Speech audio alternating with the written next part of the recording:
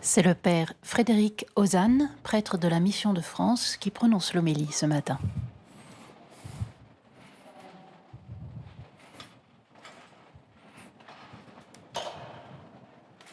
Quel signe peux-tu nous donner pour agir ainsi?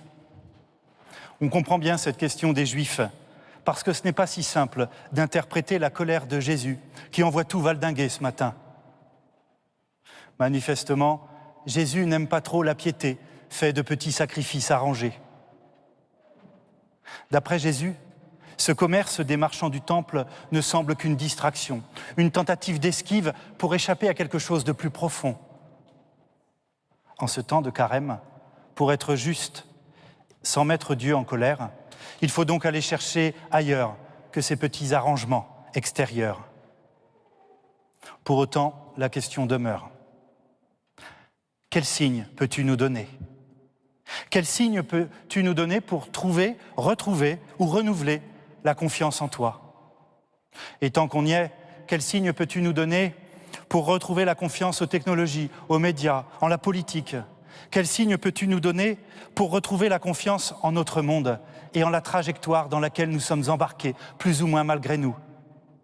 Que ce soit avec la tension croissante à la frontière orientale de l'Europe, que ce soit avec les normes qui s'accumulent de plus en plus pour les entreprises de toute taille, que ce soit dans la recherche d'une juste rémunération du travail, comme la soutiennent en ce moment les agriculteurs, ou encore que ce soit dans la complexité de nos choix quotidiens vis-à-vis de notre empreinte carbone.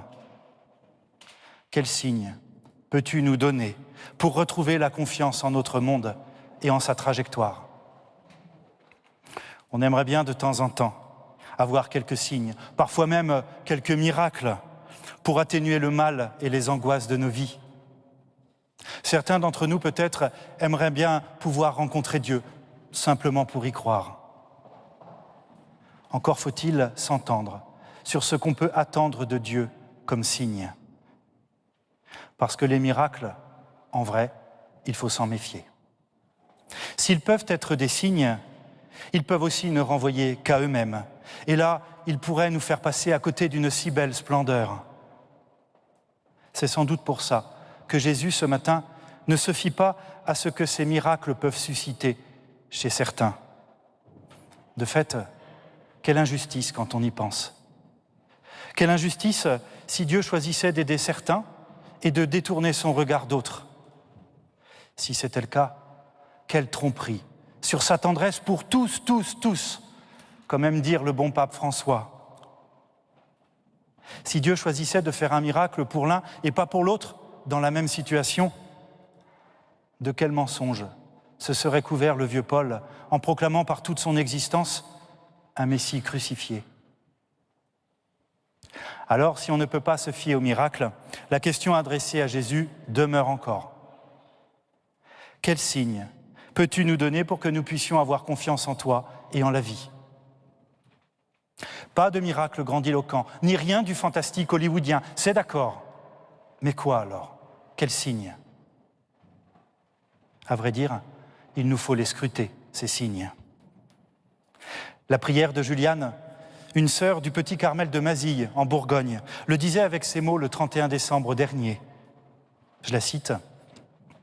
« Seigneur, Dieu de la vie, combien de fois au cours de cette année n'avons-nous pas avancé dans le réel comme sur un fil au-dessus de l'abîme, avec comme seul appui pour nos pas la foi en une promesse entendue dans le creux de l'oreille, alors que guerre et injustice ne cessent de bouleverser notre monde. Combien de fois, au cœur de la menace, un espace insoupçonné ne s'est-il ouvert? Tu n'as pas éliminé le mal, tu ne nous protèges d'aucune douleur, mais tu nous ouvres la voie vers une autre plénitude, celle de la tendresse, qui fait aimer la vie même lorsque nous ne la comprenons pas ou plus, même quand le tragique ou l'absurde semble prendre le dessus. Pour Juliane, aujourd'hui, le signe, c'est cet espace insoupçonné qui permet d'aimer et de créer. Pour saint Jean de la Croix, au XVIe siècle, de l'ordre du Carmel lui aussi. Pour saint Jean de la Croix, le signe, c'est un je ne sais quoi. Et de fait, il arrive qu'on soit témoin d'un je ne sais quoi qui nous dépasse de très loin. Il arrive qu'on vive des moments absolument lumineux et qui sont en même temps irracontables. Ici, au Bon Secours, vous en vivez tous les jours des je ne sais quoi qui vous emmènent plus loin. Que vous soyez jeune pro, que vous soyez passé par la réalité de la rue, ou que vous viviez l'aventure du grand âge ou du handicap. Et vous, devant votre télévision, je suis sûr que vous en vivez aussi des je ne sais quoi qui vous transportent plus près de Dieu. Mais quelle que soit l'intensité de ces je ne sais quoi, ils ne peuvent pas figer.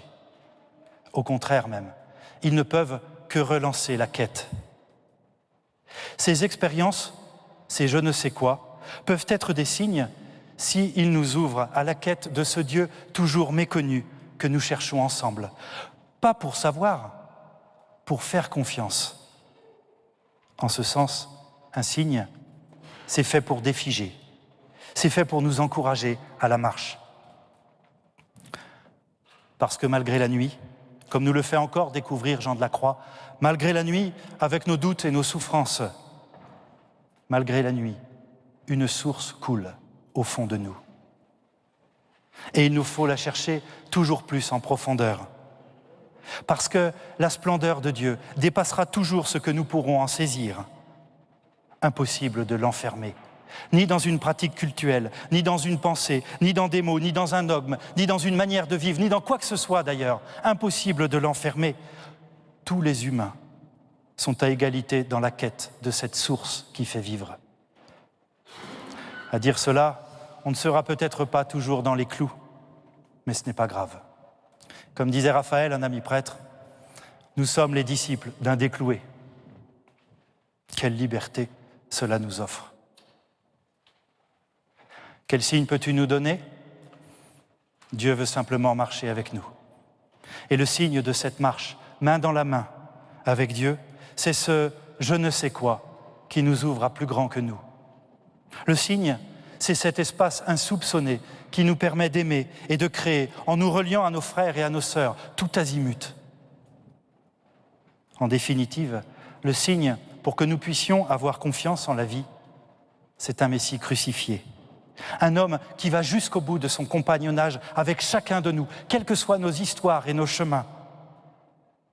Dieu veut simplement nous rejoindre dans nos joies et nous partager nos peines et nos douleurs, par amour, main dans la main. Alors vive la joie, quand même.